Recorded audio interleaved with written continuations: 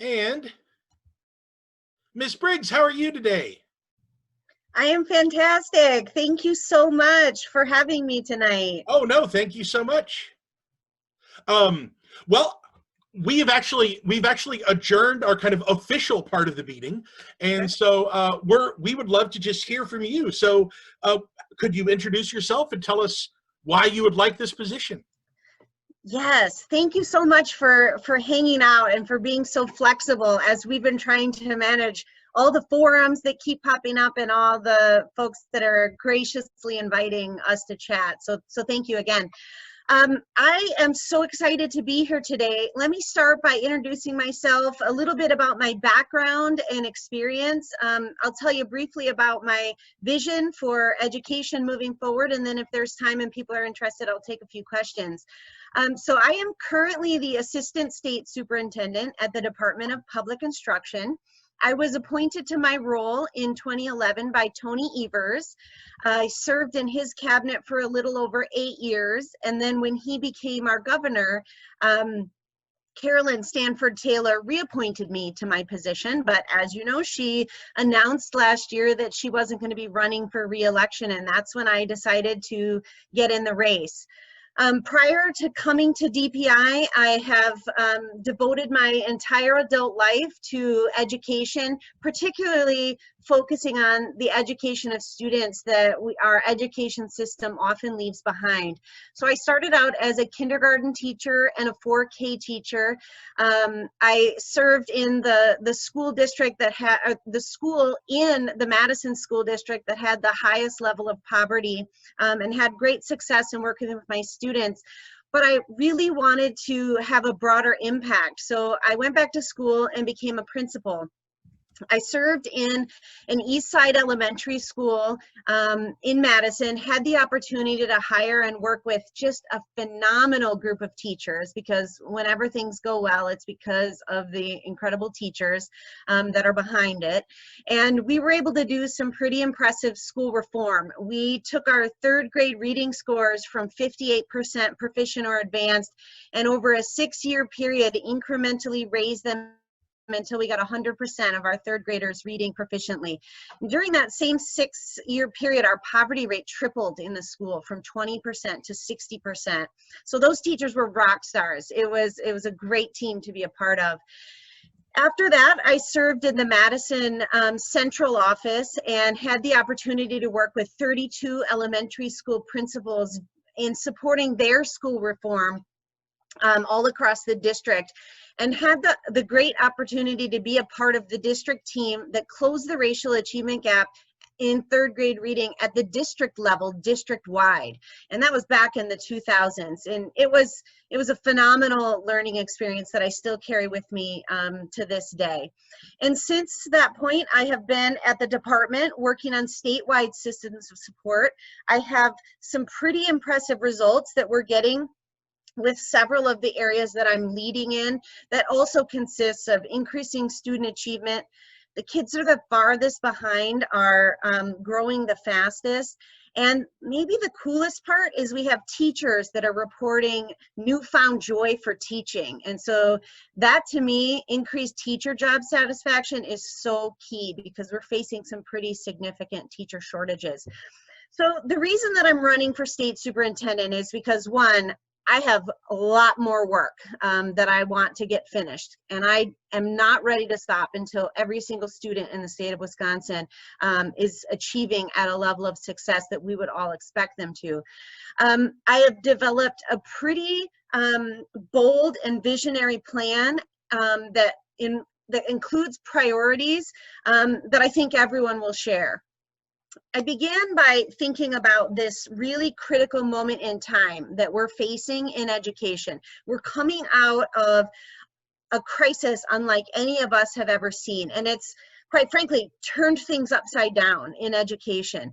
And so while it has been incredibly difficult, I think that it is important for us to take this moment and make a decision that we're not going to go back to the way things were before the pandemic, because things just weren't working for all kids before. And so we have to move forward in a better way. And I've outlined really a 3-pillared plan that you're welcome to take a look at. It really revolves around rethinking the outcomes that we deeply care about when it comes to our kids. It outlines the role of the teacher and what I think we need to change when it comes to supporting our teachers, and then finally the structure of our schools and what we need to be doing to make sure we are supporting our schools in the way they deserve to be supported. And so with that, I will stop and turn it back over. Happy to take any questions or your lead for whatever works best for you. Excellent. I've got a couple of questions that I'm getting on the chat here. And Great. I think the first one is, if you had one specific policy that you could implement that you think would be the most important thing you would implement, what policy would that be? Yeah, I think it would revolve around the working conditions in the classroom. So it's hard to put that into one policy, but I think over time we have really started to shift away from what I think our teachers know are best for kids. And I think it can be traced back to the accountability system. And while I believe in accountability, and I believe that the folks that have designed this in Wisconsin, as well as across the country, have great intentions, I think it has had some pretty significant unintended consequences. It has caused us to narrow the curriculum. It has caused us to squeeze out other really important areas that we should also be focusing on in our schools and districts. And I think that really needs to be rethought, because what we see as what many of us would describe as a great school or a school that's really struggling doesn't match up with what we're getting out of our accountability system. So I deeply think there needs to be some rethinking of the high stakes that we've built into that and the unintended consequences that it's caused. Excellent. And a final question. What do you think is the role of law enforcement in public schools? Oh, that's a great question. I think you and I and everyone care deeply about the safety of our students. And so we all want our kids to feel safe and be safe in our schools.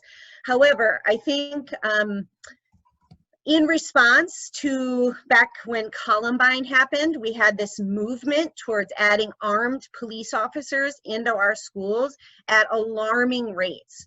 And so while at first glance, again, good intentions, I think people thought that would make our kids safer, the data shows that that is not the case at all. And in fact, it has caused many children, in particular our students of color, to feel less safe in school. And the data that is showing the results of that not only has been many kids feeling less safe, but also a massive spike in arrests of our children doing childlike things, doing things that they would not get arrested for outside of the school grounds. And so I think we have to come together and really look at solutions that the data shows are actually going to move forward in keeping our kids safe. And that includes things like making sure we're having increased funding for mental health and our support staff services, and making sure as a school and district we are creating a sense of belonging in our schools for all students, so everyone feels welcome and a sense of belonging,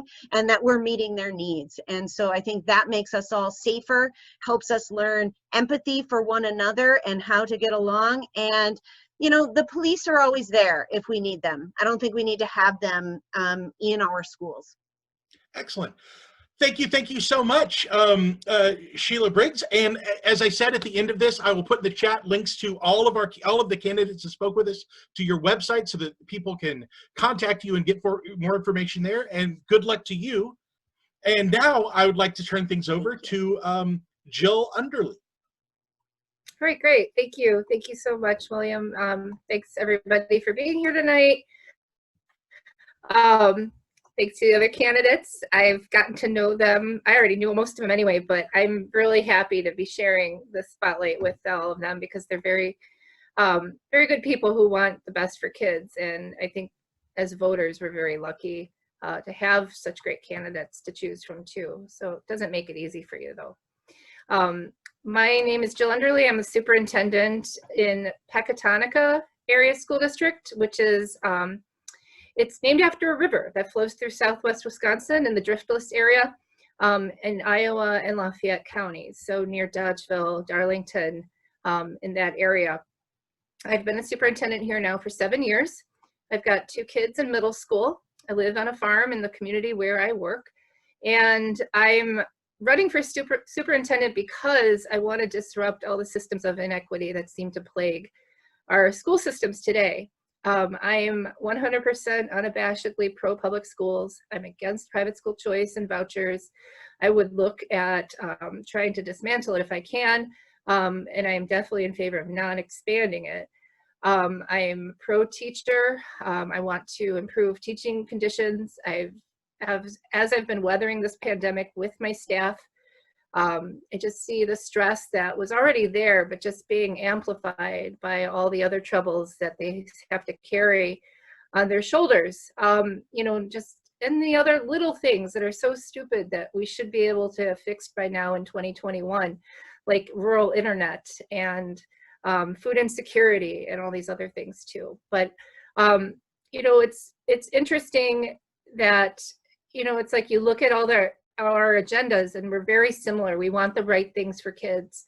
But what I think sets me apart is that I'm looking at expanding our early childhood programming in the state so that every school district has full day 4K, every day has access to interventions for birth to 3, for speech and language.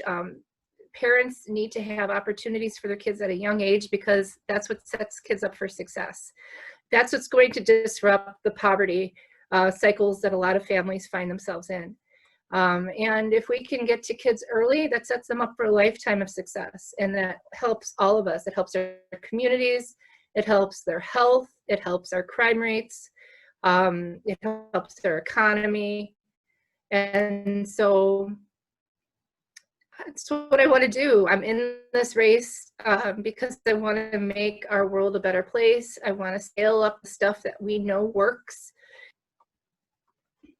And I'm also on rural internet, so I'm sorry if my connection is unstable. You're doing great. We have a question that kind of goes with something you mentioned. The Wisconsin Republican Party has shown its preference for supporting private and religious schools over and above the needs of public schools. What policies could you do that might help with that? Well, I think the first thing is making a commitment that we are here to fund our public schools with taxpayer dollars. And I think if the average Wisconsinite knew that we were funding 2 systems, there would be certainly some outrage. I mean, they're not shy about it, but the thing is, it's like they've been very good at making sure that most people don't have any idea what is happening and how public schools are funding, or I should say public tax dollars are funding vouchers. As far as dismantling it, I don't know personally how to do that. I think, you know, that's going to have to go through the legislature. But I do feel that if more Wisconsinites understood how the system worked and how our schools were funded and that they are funding 2 systems right now, I think that outrage would find its way into its chambers and the pressure would get on our legislators to reverse that trend. Excellent. As state super, I was just going to say, I have to enforce it as it is. So I'm not going to make a promise to necessarily get rid of it right away, but it would be something that I would absolutely be working for. Excellent. Well, thank you so much. I'm trying to juggle time here. Thank you so much. Absolutely. And again, I will be linking all of your website information on our website for our members as well. So thank you so much. And with that, turns us over to Troy Gunderson. Well, hello, everybody. I'm actually sitting in La Crosse County. Thank you for having us tonight. Thank you for doing that. You folks know where I live up here in West Salem and all of the work that we've done.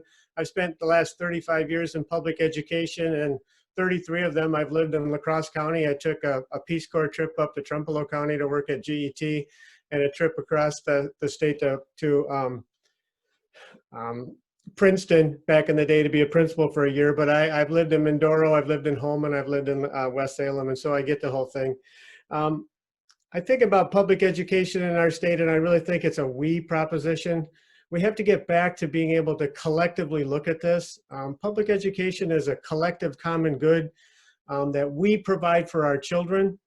And you asked Jill this earlier, if you allow people to voucher this off, they're basically making a commodity out of it, and they sell it like a voucher. And to help you better understand that, I mean, I'm a professor of school finance at Viterbo University, so we talk about this a lot. But just really quick, if you think about the school district of West Salem, where you folks in La Crosse County know where we're at, our budget's about $20 million last year, and we spent $450,000 supporting vouchers at Luther, Cooley Christian, and Aquinas in La Crosse County. None of those three school districts are anywhere near as good as the one where I work. So from a taxpayer analysis, we've collected taxes from you folks and from around the state, and we're going to spend it on public education, and we've decided to siphon some of it off and buy substandard performing places. That's ridiculous.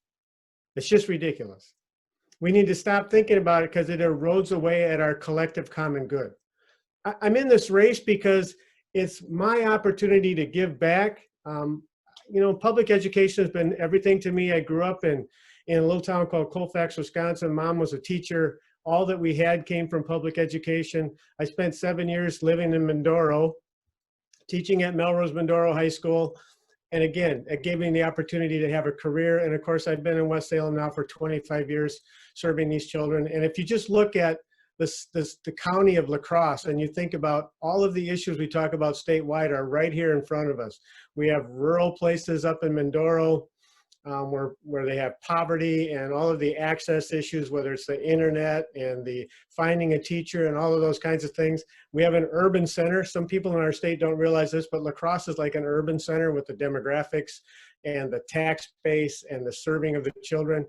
And then we have three suburban districts like Holman, Onalaska, and West Salem who have money, resources, buildings. I mean, I'm really proud of the work that we've done here, but you drive around here, we have a 100-acre campus that looks like a college. And if you tour the state, it doesn't look like that in other places. And so I think from a statewide standpoint, I put together a platform called Ready to Lead. And that means that organizing our CSAs to be able to make sure that we're all rowing in the same direction. Students ready to learn. Ready to learn means that we're providing access to early childhood, access at 3 years old, helping facilitate daycare. Many of you in La Crosse County know that we have a Boys and Girls Club in our middle school. We formed that partnership. We're serving 250 kids a day in that place. I think school districts across the state can do that. Teachers ready to teach. Where are we going to get the next ones from? How do we train them? How do we take care of them?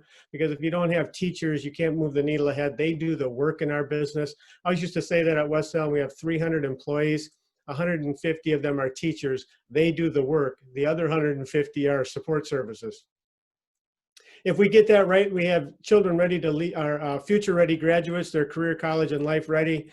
We know that with partnerships here in La Crosse County with WTC, Viterbo, UWL, all those kinds of things that we can replicate across our state in terms of access to higher education so that a child can get from 9th grade to a tech school degree in 5 years, not 6, 9th grade to a college degree in 7 years, not 8. Saves all of us money, saves the kid time, all of that. And so I just think that I'm in this race because I can make a difference for kids. I just love our state. My 35 years in public education are making a difference, and I know you folks in La Crosse County know the great work we do here in West Salem. I'd like to take that statewide. I got some experience and passion and energy, and I think I can win. And I think it would be good for our state if someone from our part of the state was elected to run the DPI. It's time for a voice for Western Wisconsin. Oh, great. Kathy, do I see that you have your hand raised?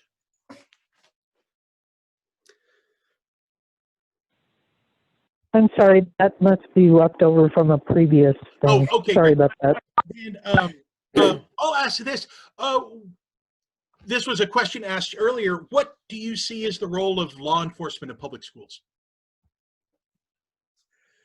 Well, you know, it's interesting because we, when I was high school principal here in West Salem, we achieved the concept of a part-time school liaison officer with the West Salem Police Department. And as superintendent, we made that position full-time.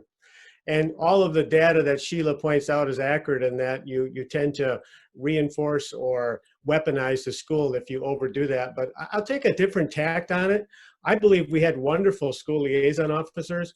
And in a time when our nation seems to be so stressed about interactions between people and their police department, what better way to turn the corner than to be able to have programming where teenagers view police officers as their partners, as a resource, as a service. I think part of the problem has been poor training of principals and poor training of these liaison officers to understand what their role is.